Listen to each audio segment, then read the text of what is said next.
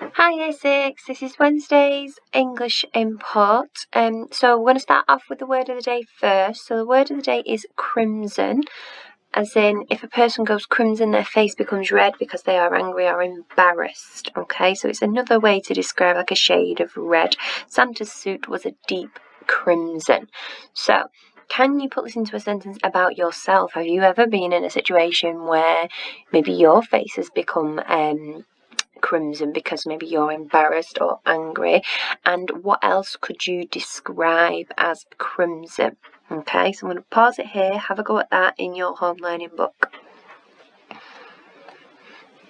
Okay, next we're going to have a look at the Eric starter. Okay, so this is your picture here. You need to do this. This is part of your English lesson. Okay, so we've got E, explain. So can you explain what a trench is? Okay, remember it's always about the picture, so use the picture to help you. What colour is the lady's top? What is happening in the picture and why? So make sure you have put because. Remember, you are inferring this, so look at what is going on here to help you make a judgment. And last one, choice. Where do you think it is and why do you think this? It is your choice, so there's not necessarily a right or wrong answer. So pause here and have a go at that. Now, the main part of your English lesson today is we're going to compare two different settings and we're going to use some expanded noun phrases to do that, okay?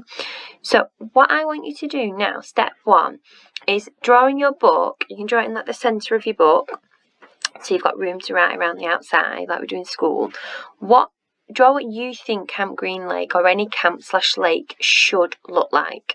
Okay, so before we find out what it actually looks like, I want you to draw what you think it should look like. Okay, so go and do that now, and then we're going to go on to the next bit. Now, once you've drawn it, I want you to now write some sentences, some noun phrases to describe what you think the lake would look like. Now, I've not drawn, I've got a picture because it's really hard to draw on here. So I'm going to just show you some different sentences that I've come up with to try and cover a range of different senses to describe the lake. So I'm trying to think about what I could hear if I was there, hear, smell, see, feel, even taste sometimes, okay? So I've put, it was peaceful and still, okay? It's a nice peaceful lake, it's nice and still and calm. The idyllic scene took my breath away, so that means it's like a really beautiful, lovely scene. An army of flies buzzed over the lake, so now I've got that something that I can hear when I'm there, okay? It's painting that picture in the reader's mind. The evergreen smell of the trees surrounded me, so now I'm talking about something that I can smell the trees, I can hear the flies, I can see that it's peaceful and still. The wind sighed gently through the trees. So I'm not saying it's really, really windy. I'm just saying I can feel that breeze, okay? And that's something that I can feel. So already I've talked about things I can see, I can hear, I can smell, and I can feel. And then I've put hundreds of fish were swimming below the crystal clear water.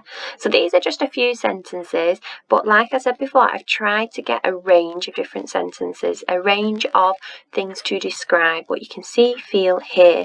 And I'm using the rough structure of a noun phrase, determiner, adjective, noun, okay? Now, you don't have to do it that way. You could do it a slightly different way. For example, it was peaceful and still. It isn't a noun phrase, but it is describing the picture, okay? If I wanted here to add in a adjective here, so an army,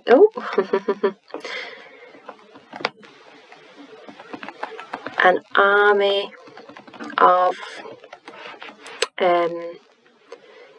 aggressive flies buzzed over the lake, if I wanted to do that, okay? So then adding my adjective in there, hundreds of, so I can add something on here, so hundreds of trout fish were swimming below the crystal clear water, so I'm adding in my adjective there. But yes, I do want you to try and use noun phrases, but if you feel like that's a bit too restrictive, you can just write some phrases to help you describe your picture, okay? Now, once you've done that, for what you think the lake should look like, I want you to now draw what Camp Green Lake actually looks like. Okay? Remember, there's one thing, it's a strange thing about Camp Green Lake. It has no lake. So pause it here and draw what you think, what Camp Green Lake actually looks like. Now, once you've done that, you're going to do the same thing and write some phrases, noun phrases to describe the picture of what Camp Green Lake actually looks like, okay?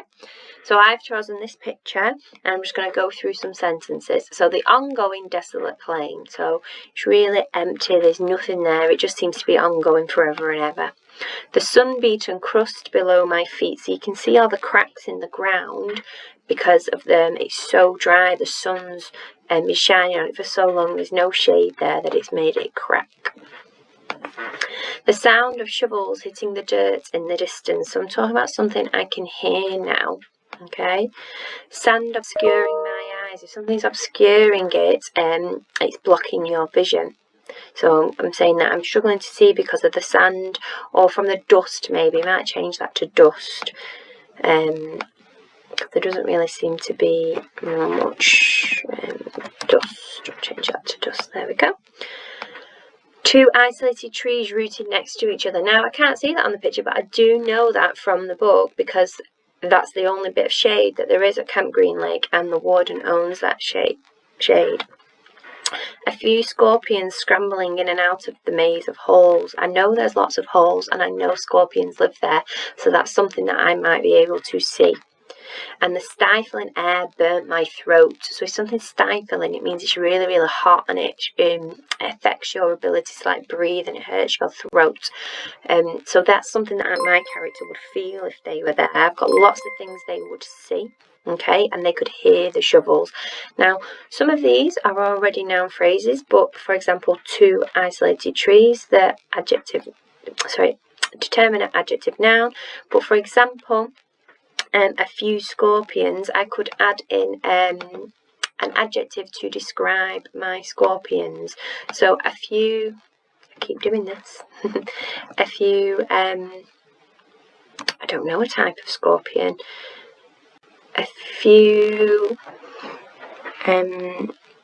medium sized scorpions scrambling in and out of holes. So then I've added my adjective in to make it a noun phrase. Now, like I said before, I just want you to gather as much, write as many different phrases and sentences to describe your picture. Yes, if you can use noun phrases, that would be great. But if you're struggling with that and you just want to write something like dust obscuring your eyes, that is also fine, okay? So, recap very quickly. Draw what you think Camp Green Lake should look like. Write your sentences around your picture. Draw what Camp Green Lake actually looks like, and write your sentences around your picture or phrases. Think about what you can hear, see, smell, touch, and see. Okay? Can't wait to see it all. Good luck.